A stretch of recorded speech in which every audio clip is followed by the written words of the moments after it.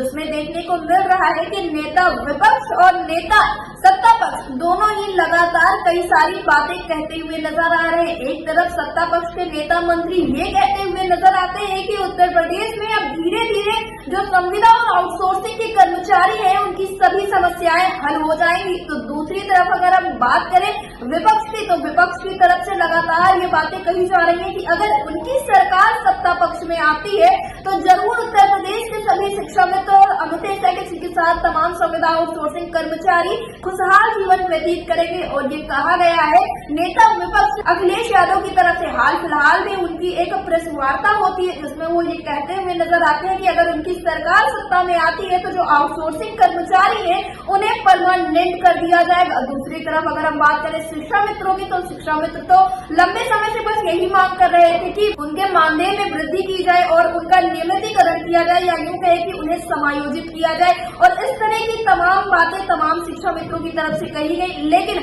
यहाँ पर सत्ता पक्ष की तरफ से तमाम कदम उठाए जाने की बात कही गई शिक्षा मित्रों के लिए, लेकिन देखने को मिला कि कुछ ही सारी चीजों को लेकर शासनादेश जारी हुआ है, वो भी अभी क्रियान्वित नहीं हुआ है धरातल पर। और दूसरी तरफ लगातार शिक्षा मित्र सरकार से ये गुहार लगा रहे हैं कि उनके मानदेय वृद्धि को लेकर सरकार कोई बड़ा कदम उठा ले। लेकिन आप देख सकते हैं कि सरकार की तरफ से इन सारी चीजों को लेकर लगातार आश्वासन दिए जा रहे हैं और कहा जा रहा है कि आने वाले वक्त में उत्तर प्रदेश के शिक्षा मित्रों की समस्याएं हल हो जाएगी। हाल फिलहाल में ये भी देखने को मिला कि शिक्षा मित्रों ने अपने तमाम कार्यक्रमों की शुरुआत कर दी है, जिसमें से जिला मुख्यालयों पर ज्ञापन पत्र सौंपने का, एक दिवसीय आमरण अनशन का, इस तरह की तमाम तैयारियां चल रही है। वहीं पर अगर हम बात करें संगठनों की, तो संगठनों की तरफ से लगातार यही कहा जा रहा है कि सरकार इस बार सकारात्मक है और हम ऐसा कोई कदम नहीं उठाना चाह रहे जिससे कि स्थितियां जो है वो और बेकार जाए, क्योंकि इस वक्त पर स्थितियां काफी ज्यादा नाजुक बनी हुई है। लंबे वक्त के बाद संवाद स्थापित हो पाया है, सरकार सकारात्मक है उत्तर प्रदेश के शिक्षा मित्रों को लेकर। तो ये पूरी उम्मीद जताई जा रही है कि आने वाले समय में उत्तर प्रदेश के शिक्षा मित्रों की समस्याएं हल हो जाएंगी। लेकिन यहाँ पर धरातल से सबसे बड़ा सवाल ये खड़ा होता हुआ नजर आया है कि आखिर